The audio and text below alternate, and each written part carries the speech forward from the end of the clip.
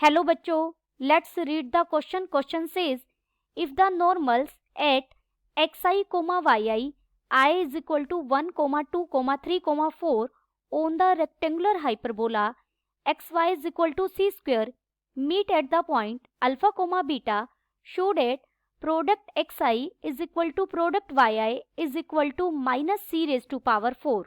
First we see the key concept. Rectangular hyperbola की बात की गई है. रेक्टेंगुलर हाइपरबोला में equation of normal at point, जो हाइपरबोला रेक्टेंगुलर हाइपरबोला है उसमें आर्बिट्ररी पॉइंट हम p क्या लेते हैं, ct, c by t is given by as. Equation of normal हम कैसे कहेंगे? इक्वेशन ऑफ नॉर्मल होगी x t cube minus y t minus c t raise to power 4 plus c is equal to 0. Rectangular hyperbola की transversal, इस जो given hyperbola इसकी transversal axis क्या होगी? ट्रांसवर्स एक्सिस होगी y is equal to x और conjugate axis होगी y is equal to minus x. Given x y is equal to c square दिया गया है हमें, और यहाँ एक्साइज वाई आइज पॉइंट पर हमें नॉर्मल लेने हैं, जहां आई वेरी कर रहा है 1, 2, 3, 4.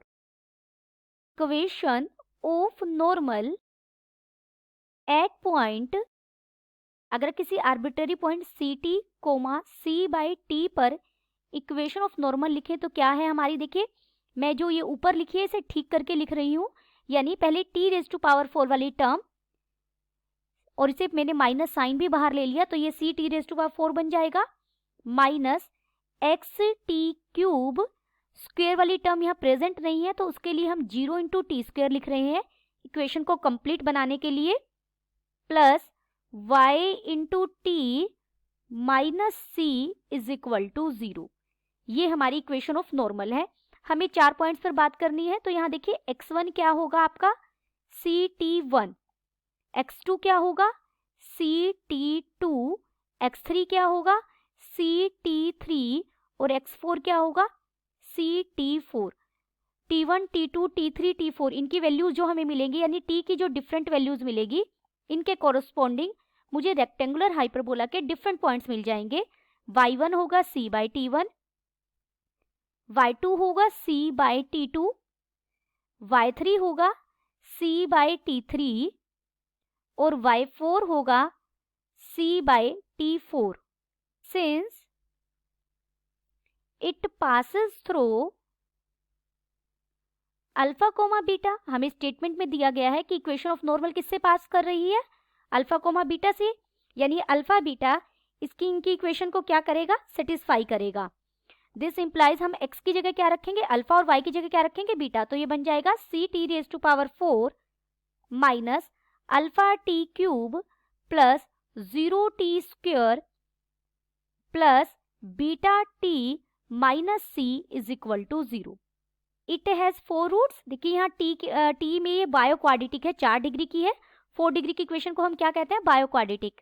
तो इसके हमें 4 रूट्स मिलेंगे. लेट दीज रूट्स बी, हमने रूट्स क्या क्या माने? t1, t2, t3, t4.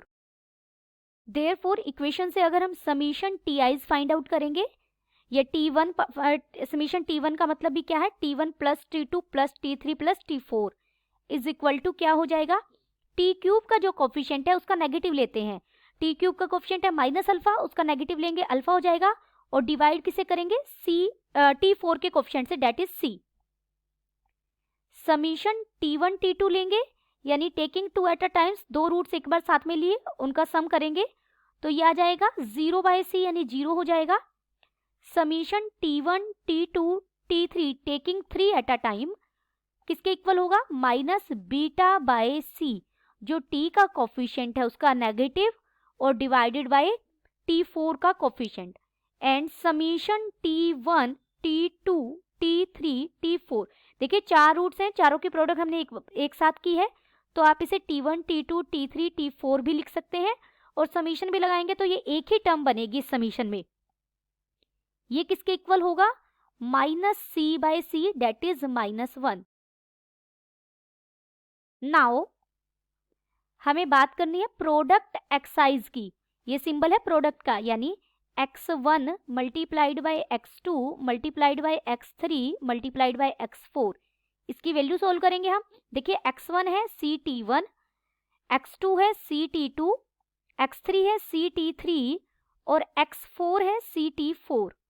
तो ये इक्वल हो जाएगा c⁴ into T1 T2 T3 T4। लेकिन T1 T2 T3 T4 की वैल्यू तो हमारी यहाँ क्या है? -1। अगर ये वैल्यू हम सब्स्टिट्यूट करेंगे तो ये -C4 हो जाएगा। Also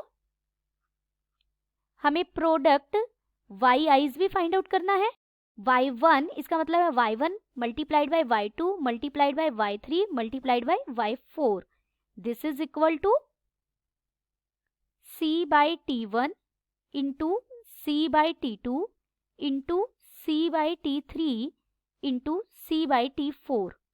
this is equal to c⁴ divided by T1 T2 T3 T4, multiplication में है ये।